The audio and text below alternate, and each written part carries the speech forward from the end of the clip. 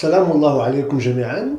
هذه الرسالة هي رسالة من الأستاذ في التعليم الخصوصي إلى جميع الزملاء اللي كيقولوا على راسهم أنهم أساتذة متعاقدين.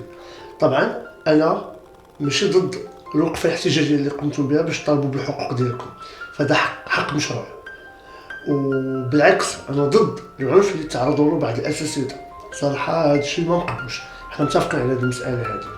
وأنا ما محتاجش نقول لكم أن هناك أساتذة في القطاع الخاص حقا يعانون اضعاف المعاناه ديالكم، والدليل هو ان في الظروف ديال الجائحه اللي دازت هناك عده اساتذه اللي تعرضوا للطرد بلا ما يطلبوا الحقوق ديالهم لا والو. اساتذه اللي عندهم عائلات، اساتذه اللي عندهم مسؤوليات بزاف وبزاف وبزاف، حيت في جميع الاحوال كنبقاو سواء نحن اساتذه في الخصوصي او انتم اساتذه في العمومي، كنبقاو كنا طلاب او نحن مواطنين اللي عندنا الاجازه ديالنا.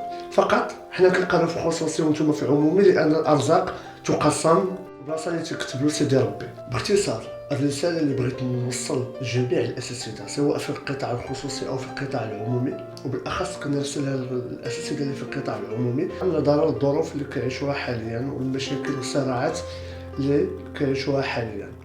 هذا الميدان اللي هو ميدان التعليم فهو ميدان اللي صراحه زوين بزاف، ولكن عندنا واحد الرساله اللي على العاتق ديالنا قبل ما يدخل اي واحد لهذا الميدان هذا، فخاصو يعرف بلي ان راه غادي يحمل على العاتق ديالو واحد الرساله اللي خصو يأديها بضمير، كما تقول كنسطر على الكلمه بضمير.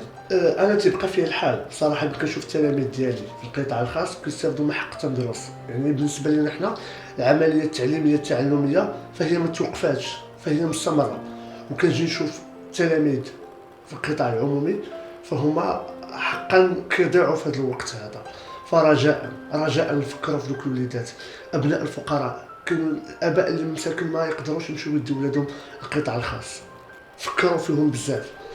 راه انا متفق معكم، انا ما تنقولش لكم انكم ما تطالبوش بالحقوق ديالكم، بالعكس فالحق اي واحد عنده واحد ضرر تعرض له فهو من حقه يطالب بالحق ديالو.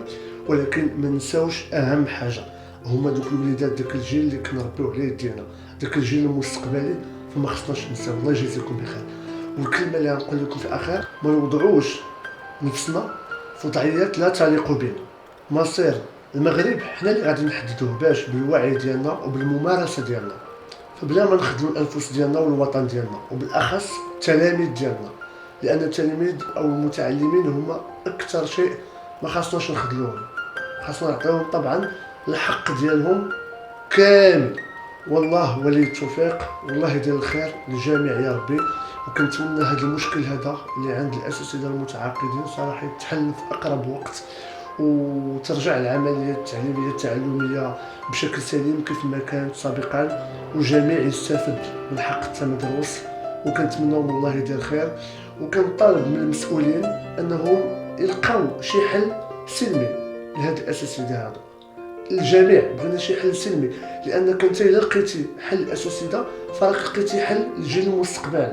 كل ما خليتي الاستاذ مرتاح كل ما فانت كتساعد على تكوين واحد الجيل اللي غيكون صراحه جيل مستقبلي في المستوى.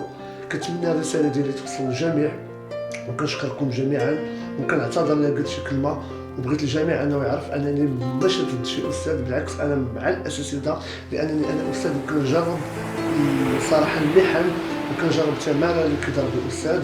فسواء في القطاع الخاص وحتى في القطاع الخاص كنوجه هذه الرساله هذه لجميع المسؤولين على القطاع الخاص انهم صراحه يراعيوا الاساتذه ديالهم، يراعيوا المكونين الجيل المستقبلي.